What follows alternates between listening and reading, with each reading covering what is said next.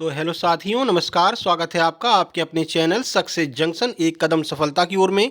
मेरा नाम है अतुल शुक्ला और हम लेकर के आ गए हैं आपके लिए एमपी टेट वर्ग 3 पात्रता परीक्षा 2024 21 नवंबर सेकेंड शिफ्ट का डिटेल्ड एग्जाम एनालिसिस। यहाँ पर आपको 100% रियल प्रश्न ही देखने को मिलते हैं। ठीक है, तो आज हम पूरा डिटेल एनालिसिस करवाने वाले हैं। आज के जो प्रश्न है वो अपने पीडीएफ से काफ़ी सारे प्रश्न सेम टू सेम वैसे के वैसे ही रखे मिले हैं जो अपने पीडीएफ में दिखाया गया था। और आज सुबह ही हमने जाक्सा वाला जापान वाला कराया था और पहले भी करा चुके हैं, लेकिन आज हमने जो डिटेल्ड वीडियो बनाई थी जो आपकी अंतरिक्ष एजेंसियों पर, वहाँ से सीधे ये छपा हुआ प्रश्न मिल गया। ठीक है ना। तो ऐसे बहुत सारे प्रश्न हैं जो एज इट इज अपनी पीडीएफ से आए हैं। तो जिन लोगों ने भाई पीडीएफ नहीं ली है वो लोग पीडीएफ मंगवा लीजिए। और आप मान लीजिए आपकी बिल्कुल भी तैयारी नहीं है लेकिन आप एग्जाम को क्वालिफाई करना चाहते हैं, 2 से 3 दिन का भी समय अगर आपके पास में है तो आप वो पीडीएफ पूरा पढ़ करके जाइए। आप आराम से एग्जाम को क्वालिफाई कर लेंगे। 15 रुपये मात्र आपके लगेंगे। 15 रुपये में आपके पास में पीडीएफ आ जाएगी। पीडीएफ कैसे ले सकते हैं वो आपको आगे बताते हैं। उससे पहले वीडियो को लाइक करके चैनल को सब्सक्राइब कर दीजिए, क्योंकि 30 नवंबर तक लगातार हम आपका एग्जाम एनालिसिस करवाने वाले हैं। तो आपके पास में लगातार वीडियो पहुंचती रहे, इसके लिए चैनल को सब्सक्राइब करके नोटिफिकेशन बेल दबा लेना है। चलिए दिखाते हैं किस किस को पीडीएफ से फ़ायदा हुआ है और किस किस ने हमारे पास में प्रश्न भेजे हैं। तो चलिए देख लेते हैं। सबसे पहले आप यहाँ पर एक स्क्रीनशॉट देख रहे होंगे। सर आज मेरा एग्जाम था, आपकी पीडीएफ से बहुत फ़ायदा हुआ है, 83 नंबर आए हैं। मेरा नाम रितेश काग है। तो इन्होंने जो है अपने कुछ प्रश्न भेजे, हमने इनसे ईवीएस के प्रश्न भी मंगाए थे। ईवीएस के प्रश्न भी इन्होंने काफ़ी सारे भेजे हैं और इन्होंने हमारी पीडीएफ मंगा ली थी। एग्जाम को ये क्वालिफाई कर चुके हैं, कोई दिक्कत नहीं भैया। उसके बाद में sir thank you so much, आपकी नोट्स पीडीएफ बहुत अच्छी है। आज मेरे 99 नंबर आए हैं, उससे बहुत ज़्यादा फ़ायदा मिला। ये भी हमारे पास में एक मैसेज भेजा गया है। ठीक है, इनका नाम हालांकि नहीं दिखाई दे रहा है, कोई दिक्कत नहीं है। तो इन्होंने भी काफ़ी सारे प्रश्न आज की शिफ्ट के भेजे हैं। इसके अलावा 21 नवंबर सेकंड शिफ्ट आपको दिख रहा होगा, अनुज यादव, इनके 77 नंबर आए हैं और ये भी एग्जाम को क्वालिफाई कर चुके हैं और इन्होंने भी काफ़ी सारे प्रश्न हमारे पास से भेजे हैं। तो सभी प्रश्नों का डिटेल्ड एनालिसिस हम करवाते हैं। तो चलिए शुरू करते हैं। देखिए, अगर आपको पीडीएफ मंगवाना है तो कुछ करना खास नहीं है आपको, बस इसका आप एक स्क्रीनशॉट खींच लीजिए। ये स्कैनर है, इसका स्क्रीनशॉट खींचिए। इसी पर आपको 15 रुपये का पेमेंट करना है और उस पेमेंट का स्क्रीनशॉट हमारे इस व्हाट्सएप नंबर 7052547003 इस पर आपको सेंड कर देना है। पेमेंट करके तुरंत की तुरंत आपको पीडीएफ सेंड कर दी जाएगी। थोड़ा बहुत अगर समय लगता है तो एक बार व्हाट्सएप की डीपी चेक कर लेना, वहाँ पर हम बता देते हैं कि कितनी देर में आपके पास में पीडीएफ पहुँचने वाली है। ठीक है, तो इसका स्क्रीनशॉट खींचना है। उसके बाद में अपना गूगल पे, फ़ोन पे या फिर पेटीएम खोलना है। वहाँ पर आपको स्कैन करने वाला जो ऑप्शन आता है उस पर क्लिक करना है। ऊपर आपको गैलरी का आइकन मिलेगा, गैलरी के आइकन में जाकर के इस फोटो को सिलेक्ट करना है। जैसे ही सिलेक्ट करेंगे वैसे ही ऊपर सक्सेस जंक्शन लिखा आ जाएगा।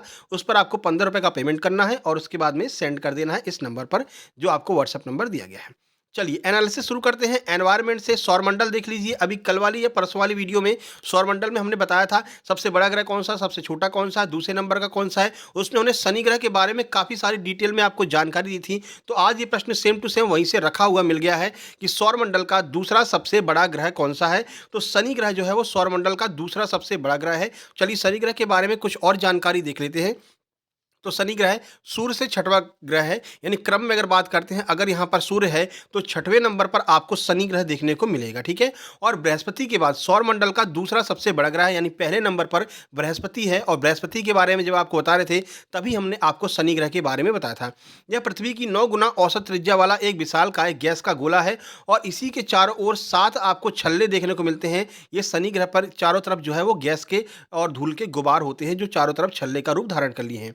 शनि सूर्य से छठा ग्रह और बृहस्पति के बाद में दूसरा ग्रह है। शनि एक विशाल का गैस है जो ज़्यादातर हाइड्रोजन और हीलियम से बनी है। जो शनि पर आपका निर्माण हुआ शनि का, वो हाइड्रोजन और हीलियम से मिलकर के बना है। शनि पर जीवन नहीं पाया जाता है, लेकिन इसके कुछ चंद्रमाओं पर महासागर हो सकते हैं। जो इसके उपग्रह हैं वहाँ पर महासागर देखने को मिल सकते हैं। अगला है शनि सौरमंडल का एकमात्र ऐसा ग्रह है जो पानी से भी कम घना है, ये पूछा जा सकता है। ठीक है, शनि का कोर पानी की तुलना में काफ़ी घना है। शनि का कोर अति तप्त है और वहाँ का जो टेम्परेचर है वो आपका 11,700 डिग्री सेल्सियस तक चढ़ जाता है। शनि ग्रह का नाम कृषि और धन के रोमन देवता के नाम पर जो है इसको रखा गया। ये भी आपको थोड़ा सा ध्यान रखना है, ये रोमन देवता के नाम पर इसका नाम रखा गया है शनि ग्रह का। ठीक है, चलिए आगे बढ़ते हैं। अगला प्रश्न है, निर्जलीकरण की वजह से कौन सी बीमारी हो जाती है। निर्जलीकरण का अर्थ है जो डिहाइड्रेशन होता है, अगर पानी की कमी शरीर में हो जाए तो कौन सा रोग हो सकता है। तो हीट स्ट्रोक नामक एक बीमारी है जो निर्जलीकरण की वजह से हो जाती है। अगर ये ऑप्शन में था तो यही आंसर है, नहीं था तो कौन कौन से रोग हो जाते हैं आइए देख लेते हैं। तो निर्जलीकरण से कई तरह की समस्याएं हो सकती हैं, जिनमें से कुछ जानलेवा भी हो सकती हैं, जैसे कि इलेक्ट्रोलाइट असंतुलन यानी कि शरीर में पानी की कमी।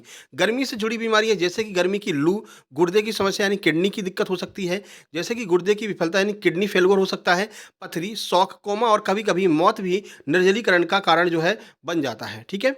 निर्जलीकरण तब होता है जब शरीर में पर्याप्त तरल पदार्थ नहीं होते हैं, केवल पानी नहीं, तरल पदार्थ आपके शरीर में होना चाहिए। गंभीर निर्जलीकरण में आंतरिक अंगों जैसे किडनी, लीवर और दिमाग को आघात और गंभीर क्षति हो सकती है। इसीलिए कहा जाता है कि भैया हर 1 घंटे बाद कम से कम 1 से 1.5 लीटर पानी आप लगातार पीते रहिए, चाहे सर्दी हो, चाहे गर्मी हो, पानी की आवश्यकता शरीर को हमेशा पड़ती रहती है।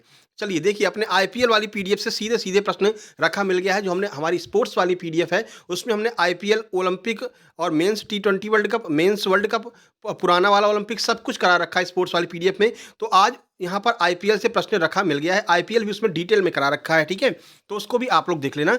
आईपीएल खिताब अब तक सर्वाधिक बार जीतने वाली कौन सी टीम है, तो हमने आपको उसमें बताया था मुंबई इंडियंस और चेन्नई सुपर किंग, ये दोनों टीमें हैं जिनको बराबर बराबर आईपीएल के खिताब मिले हैं, दोनों ने सबसे ज़्यादा आईपीएल खिताब जीते हैं। अब आईपीएल के बारे में कुछ महत्वपूर्ण जानकारी आपको दे देते हैं कि कौन ने सबसे ज़्यादा बार जीते हैं, कौन ने नहीं जीते हैं, वो भी आपको पूरा बता देते हैं। चलिए देखिए, मुंबई इंडियंस और चेन्नई सुपर किंग दोनों ने ही 5 बार आईपीएल का खिताब जीता है। ये आईपीएल की सबसे सफल टीमें हैं। दोनों के बारे में थोड़ी-थोड़ी जानकारी देख लेते हैं। मुंबई इंडियंस की बात करें, आईपीएल में सबसे ज़्यादा मैच जीतने का रिकॉर्ड भी मुंबई इंडियंस के नाम है। ये प्रश्न भी आगे बन सकता है आपका, ठीक है? उन्होंने 261 मैच खेले हैं और 142 में जीत दर्ज की है। मुंबई इंडियंस ने 2013, 2015, 2017, 2019 और 2020 में आईपीएल का खिताब जीता था। ये भी थोड़ा-सा आपको याद रखना है। चेन्नई सुपर किंग की बात करें तो 2010, 2011, 2018, 2021 और 2023 में आईपीएल का खिताब जीता है और इन सब में जो भी इन्होंने खिताब जीते हैं, सब में कप्तान महेंद्र सिंह धोनी थे। ये भी आपको याद रखना है।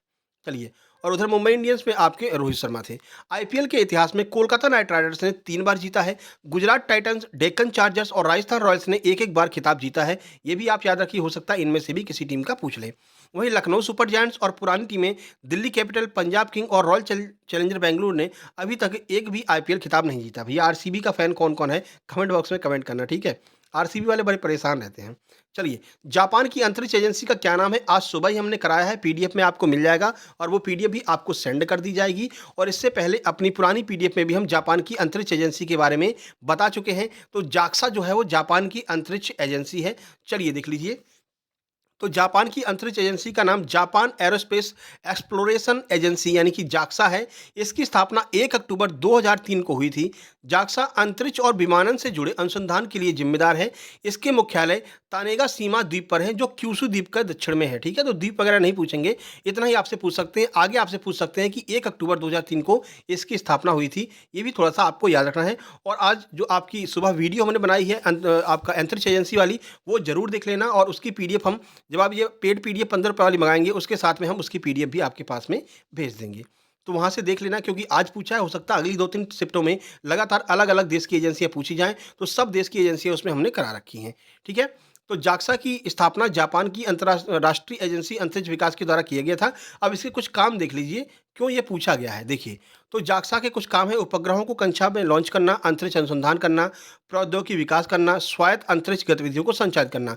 ये मोस्ट इंपॉर्टेंट है। हाल ही में जाक्सा ने मैग्नोलिया लकड़ी से बना एक सैटेलाइट लॉन्च किया है। इस वजह से ये आपके एग्जाम में पूछा गया है। आगे देखिए, कार्बन, हाइड्रोजन और ऑक्सीजन के मिश्रण से क्या बनता है? आपके ऑप्शन में कार्बोहाइड्रेट भी दिया हुआ था और कार्बोहाइड्रेट ही सही आंसर हो जाएगा। ऑप्शन में आपके लैक्टिक एसिड भी दिया था, कार्बोहाइड्रेट दिया था और भी 2-3 ऑप्शन दिए थे, लेकिन आपका सही आंसर कार्बोहाइड्रेट हो जाएगा। कुछ अन्य देख लेते हैं क्या क्या बनते हैं इन तीनों के मिश्रण से। तो कार्बन, हाइड्रोजन और ऑक्सीजन से कई तरह के यौगिक बनते हैं, जैसे कार्बोहाइड्रेट, कार्बन मोनोऑक्साइड और कार्बन डाइऑक्साइड। अब कार्बोहाइड्रेट जो है वो आपके लिए मेन है, तो देखिए कुछ महत्वपूर्ण जानकारी और देख लेते हैं। तो कार्बन, हाइड्रोजन, ऑक्सीजन से बने यौगिक हैं। ये ऊर्जा देने वाले खाद्य पदार्थ हैं और ये मुख्य रूप से अनाज, चीनी और आलू में पाए जाते हैं। कार्बन मोनोऑक्साइड और कार्बन डाइऑक्साइड ये भी बनती है कार्बन के मतलब पदार्थ से ही। कार्बन और ऑक्सीजन मिलकर के 2 ऑक्साइड बनाते हैं, कार्बन मोनो और कार्बन डाइऑक्साइड। ये दोनों ऑक्सीजन कौन बनाते हैं? कार्बन और ऑक्सीजन मिलकर के। गैसोलीन जलने पर कार्बन और हाइड्रोजन परमाणु अलग हो जाते हैं और दोनों हाइड्रोजन परमाणु एक ऑक्सीजन परमाणु के साथ मिलकर के पानी बनाते हैं। तो ये पानी का निर्माण भी इन दोनों की मिलने से होता है, ये भी आपको याद रखना है। आगे देखते हैं फलों को पकाने के लिए किस गैस का प्रयोग किया जाता है। तो कच्चे फलों को पकाने के लिए एथिलीन गैस का प्रयोग किया जाता है। और क्या-क्या यूज़ किया जा सकता है वो भी देख लेते हैं। तो फलों को पकाने के लिए एथिलीन गैस का इस्तेमाल किया जाता है। एथिलीन को फल पकाने वाला हार्मोन भी कहा जाता है। ये भी आपको याद रखना, हो सकते पूछ ले आपसे फल पकाने वाला हार्मोन इनमें से कौन-सा है, तो आपका एथिलीन हो जाएगा। ज़्यादातर फल अपने जीवन चक्र के दौरान एथिलीन का उत्पादन करते हैं। एथिलीन गैस के जरिए पके फलों में धब्बे नहीं होते हैं और ये स्वास्थ्य के लिए भी बेहतर होते हैं। आगे देखिए, एथिलीन गैस के इस्तेमाल से फलों की पकाने की तकनीकों को आधुनिक और नुकसान रहित माना जाता है। यानी अगर एथिलीन गैस का प्रयोग करेंगे तो कोई दिक्कत नहीं होगी।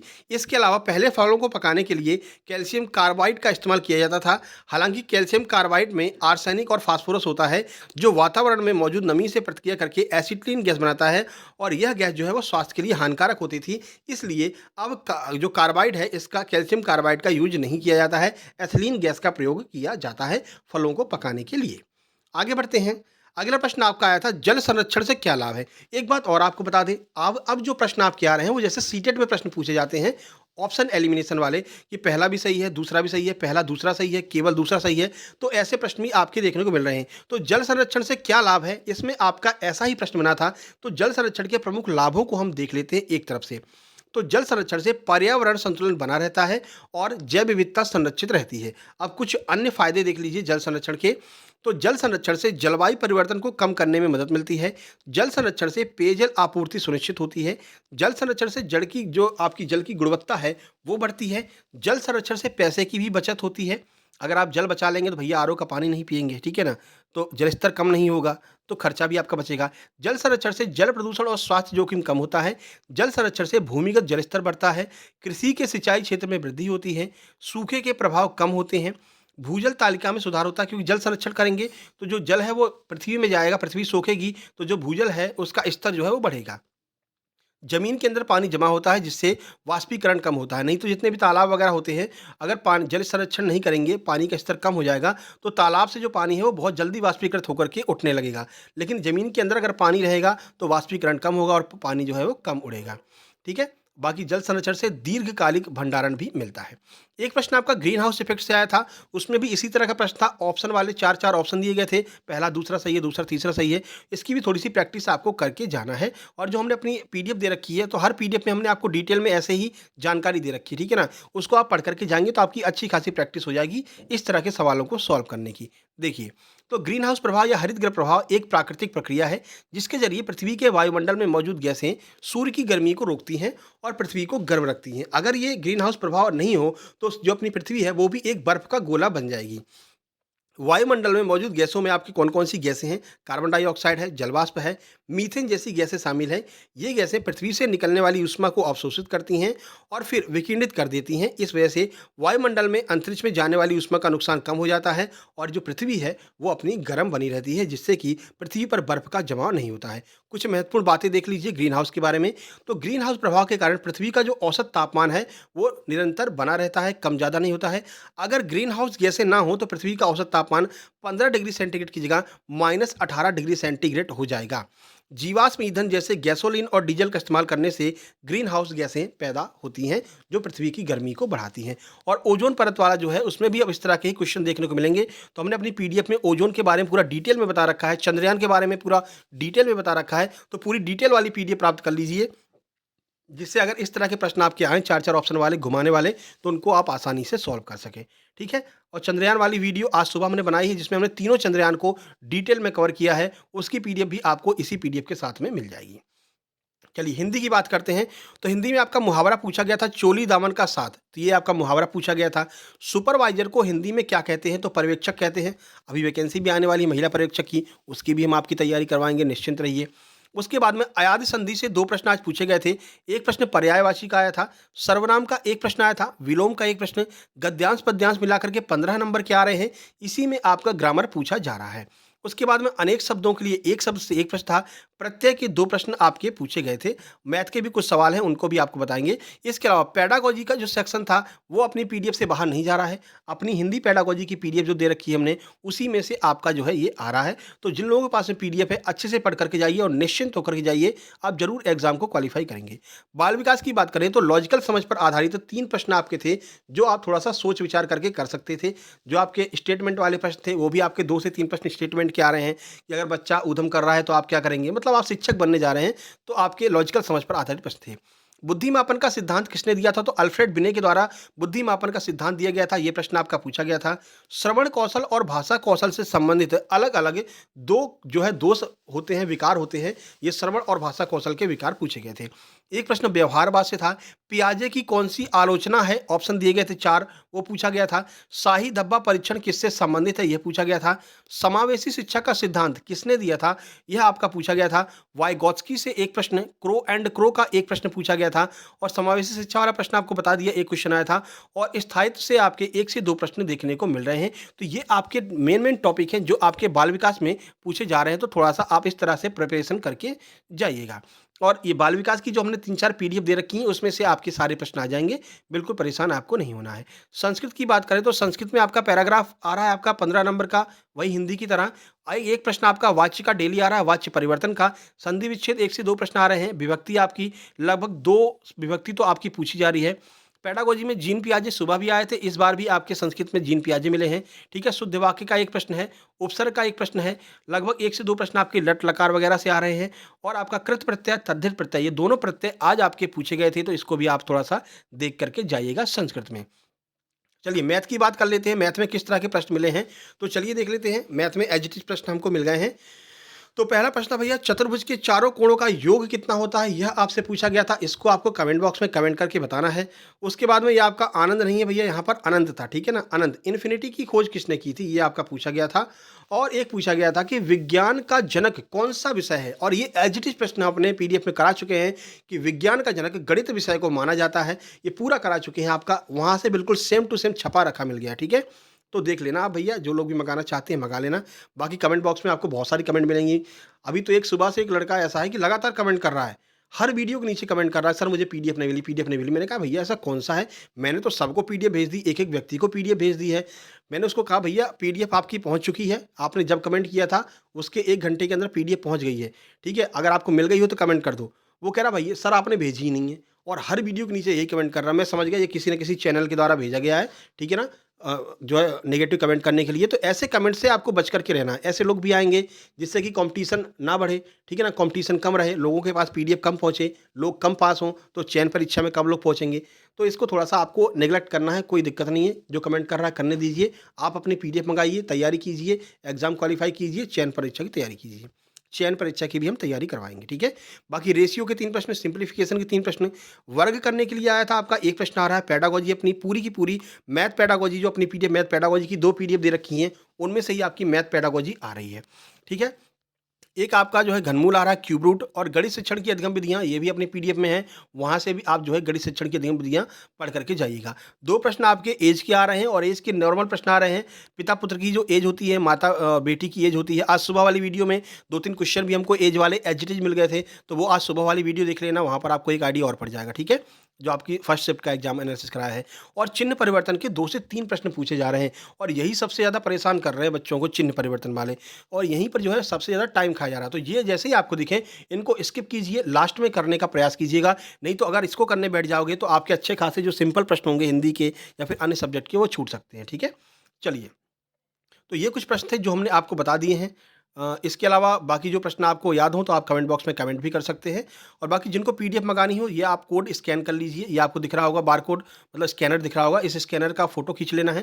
फ़ोटो खींचने के बाद में आपको इसको अपने गूगल पे, फ़ोनपे या फिर पेटीएम किसी में भी जा कर के जो स्कैनर वाला ऑप्शन होता है, स्कैन करने वाला, उसको उस पर क्लिक करना है।